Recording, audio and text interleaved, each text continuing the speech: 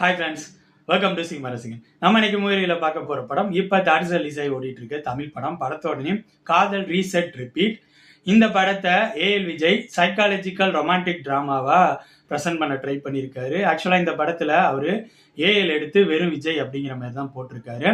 இந்த படத்தோட ஸ்டோரி என்ன, இந்த படம் எப்படி இருந்துச்சு அப்படிங்கிறத பார்க்குறதுக்கு முன்னாடி நான் எப்போது ரெக்வஸ்ட் பண்ணுற மாரி என்னோட வீடியோ பாருங்கள், லைக் பண்ணுங்கள், கமெண்ட் பண்ணுங்கள், அப்படியே என்னோட சேனலை சப்ஸ்கிரைப் பண்ணுங்கள்.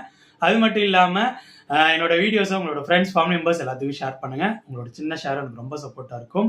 இந்த படத்தோட ஸ்டோரி ஸ்காட்லாண்டில் நடக்கிற மாதிரி தான் ஸ்டார்ட் பண்ணுறாங்க. படத்தோட ஸ்டார்டிங்லேயே ஹீரோயின் ஜியா சங்கர் சூசைட் பண்ணிக்க ட்ரை பண்ணுறாங்க. பட் அதில் உயிர் பழைச்சிடுறாங்க. உயிர் பழைச்ச அவங்க கண்ணு முழிக்கிறப்ப அவங்க முன்னாடி மதும் கேஷ் இருக்காரு. அவரு தன்னை ஹீரோயினோட லவ்வர் அப்படிங்கிற மாதிரி சொல்றாரு.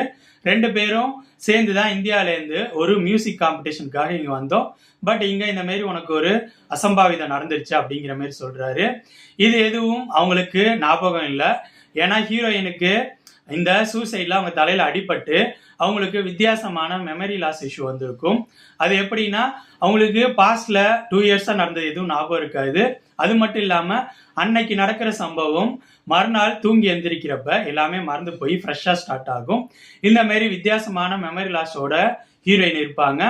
அவங்க கிட்ட மதும் கேஷ் தன்னோட லவ்வை பத்தி எக்ஸ்பிரஸ் பண்ணி நம்ம 2 பேரும் லவ்வர்ஸ் அப்படிங்கிறத புரிய வைக்க ட்ரை பண்ணுவாரு. இதுக்கப்புறம் படத்தில் நடக்கிற சம்பவங்கள் தான் காதல் ரீசெட் ரிப்பீட். இந்த படத்துல எனக்கு ஒர்க் அவுட் ஆன விஷயங்கள் சொன்னா, ஃபர்ஸ்ட் இந்த படத்தோட டெக்னிக்கல் விஷயங்கள், ஒளிப்பதிவு சூப்பராகவே இருந்துச்சு. ஸ்காட்லாந்தோட அழக ஒளிப்பதிவாளர் அரவிந்த் அழகாவே நமக்கு ப்ரெசென்ட் பண்ணியிருந்தாரு. சூப்பராகவே இருந்துச்சு. நெக்ஸ்ட் ஹாரிஸ் ஜெயராஜ் அவரோட மியூசிக் நல்லா இருந்துச்சு. பேக்ரவுண்ட் மியூசிக் சூப்பராக இருந்துச்சு. சாங்ஸ் ஓகேவா இருந்துச்சு. எடிட்டிங்கும் படத்தோட ஃப்ளோவுக்கு சப்போர்ட்டாக இருந்துச்சு. என்டையராக இந்த படத்தோட டெக்னிக்கல் டீம் அவங்களோட 100% எஃபோர்ட்டை போட்டிருக்காங்க அப்படிங்கிறது படத்தை பார்க்குறப்பே தெரியுது. நெக்ஸ்ட் இந்த படத்தை நடிச்சவங்களோட பர்ஃபார்மன்ஸ் பற்றி சொல்லணும்னா, ஹீரோயின் ஜியா சங்கர் அவங்களோட பெஸ்ட் பர்ஃபார்மன்ஸை கொடுத்துருக்காங்க. மதும் கேஷ் இன்னும் கொஞ்சம் பெட்டராக பர்ஃபார்ம் பண்ணியிருக்கலாம்.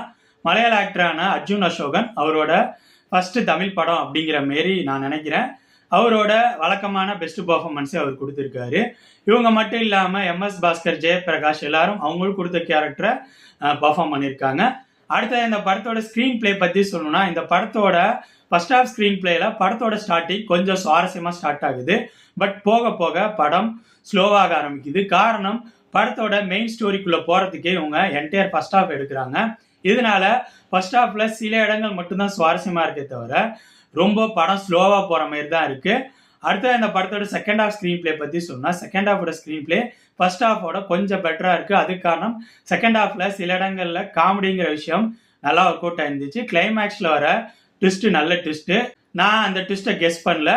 நெக்ஸ்ட்டு இந்த படத்தோட செகண்ட் ஹாஃப்லையும் சில பிரச்சனைகள் இருக்குது. காரணம், ப்ரீ கிளைமேக்ஸில் வர சீக்வன்ஸ் எனக்கு பெருசாக ஒர்க் அவுட் ஆகலை. அது கொஞ்சம் செயற்கைத்தனமாக இருக்கிற மாதிரி இருந்துச்சு. அதை தாண்டி செகண்ட் ஹாஃப்லையும் சில இடங்களில் டல் மூமெண்ட்ஸ் இருக்கிற மாதிரி தான் இருந்துச்சு.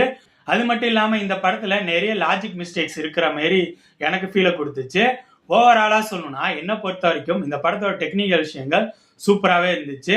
இந்த படத்தில் நடிச்சவங்களோட பர்ஃபார்மன்ஸ் ஓகே. இந்த படத்தோட ஸ்க்ரீன் பிளே ஃபர்ஸ்ட் ஹாஃப் சுமாராக இருந்துச்சு. செகண்ட் ஹாஃப் ஃபர்ஸ்ட் ஹாஃபோட கொஞ்சம் பெட்டராக இருந்த மாதிரி இருந்துச்சு. ஸோ இந்த படம் ஒரு ஆவரேஜான ரொமான்டிக் ட்ராமா. இந்த படம் இப்போ தேட்டர்ஸ் ரிலீஸ் ஆகி ஓடிட்டு இருக்கு. ஸோ என்னோட ரிவ்யூ பேஸ் பண்ணி முடிவு பண்ணிக்கோங்க, இந்த படத்தை பார்க்கலாமா வேணாமான்னு. ஓகே ஃப்ரெண்ட்ஸ், இந்த வீடியோ உங்களுக்கு பிடிச்சிருக்குன்னு நினைக்கிறேன். தேங்க்ஸ் ஃபார் வாட்சிங். இந்த வீடியோ பிடிச்சிருந்தா லைக் பண்ணுங்கள், கமெண்ட் பண்ணுங்கள், ஷேர் பண்ணுங்கள். அப்படியே சினிமா ரசிகன் சேனலை சப்ஸ்கிரைப் பண்ணுங்கள். கூடவே பக்கத்தில் இருக்க பெல் ஐக்கானையும் கிளிக் பண்ணுங்கள். அப்போ தான் நம்ம போடுற வீடியோஸ் உடனுக்குடன் உங்களுக்கு வந்து சேரும். தேங்க்யூ.